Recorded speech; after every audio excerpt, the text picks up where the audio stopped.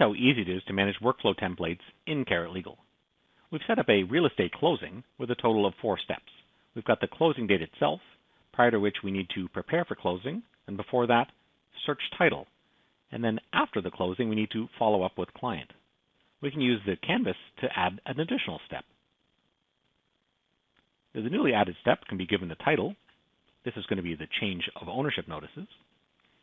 We can then also define who is going to be doing the work.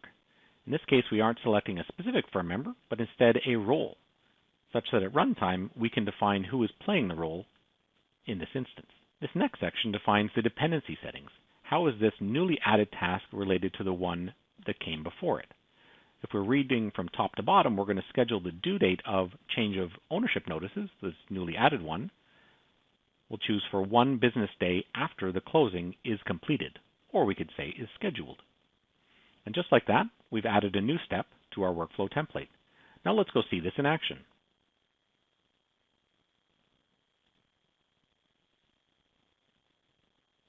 Now we've opened the new matter, we'll move to the Workflows tab and start a brand new workflow. There's a description to tell us what this is all about. We'll just press play. The matter name has already been filled out for us. We then define what's the closing date. Rebecca Washington is listed as a responsible attorney on this matter, so her name is already pre-filled here. If there was an assistant, it too would be pre-filled, but we can just go ahead and choose Bobby and press save. Now it'll let us save Bobby now as an assistant collaborator back on the file for future use. And the workflow has now been started, 0 of 5 steps complete. Let's go to the Task tab to take a look. We can see 2 tasks have been added so far.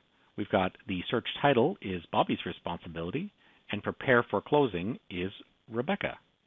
We can also then move to events and see there's the closing date that we had scheduled. If we go ahead and mark one of these tasks as complete,